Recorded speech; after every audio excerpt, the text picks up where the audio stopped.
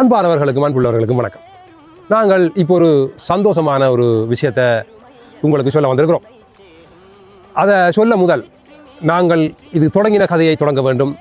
அதனால் உங்களை 1997 ஆண்டுக்கு நெதர்லாந்தில் வல்கம்பர்க் என்ற இடத்துல இருந்த ஹோட்டல் ரிவேரா என்ற அந்த ஹோட்டலுக்கு உங்களை கூட்டிக் கொண்டு போகிறோம்.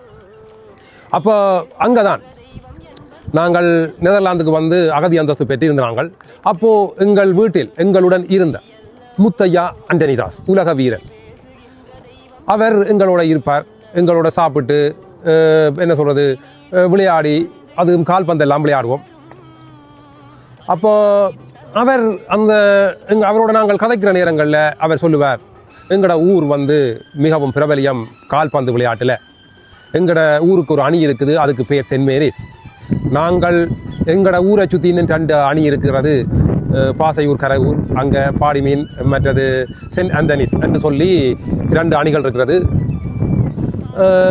அந்த பந்தாட்டு அணியை பந்தாடி வெற்றி பெற்று நாங்கள் கோலாகலமாக கொண்டாடுவோம், சந்தோஷமாக இருப்போம், எங்களோட ஊரே சந்தோஷப்படும், அப்படி பெருமையாக காய்ச்சி கொண்டிருப்பேன்.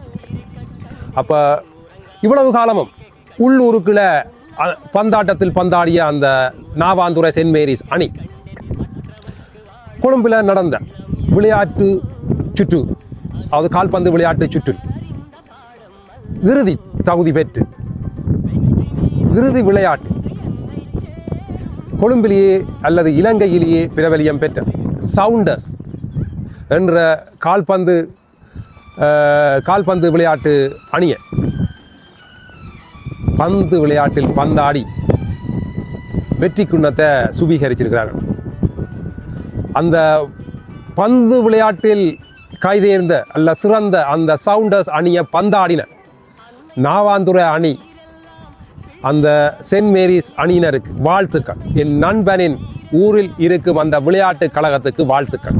கோலாகலமாக கொண்டாடுகிறீர்கள். என் நண்பனும் சந்தோஷமாக இருக்கிறான், நானும் சந்தோஷமாக இருக்கிறேன், நீங்களும் சந்தோஷமாக இருங்கோ. உலக தமிழர்களே, அந்த நாவாந்துறை சென்ட் மேரிஸ் அணிக்கு ஒரு வாழ்த்தை தெரிவித்து விடுங்கோ. தமிழன் தலை தூக்குகிறான், தலை தூக்குறவனை தூக்கி விடுங்கள்.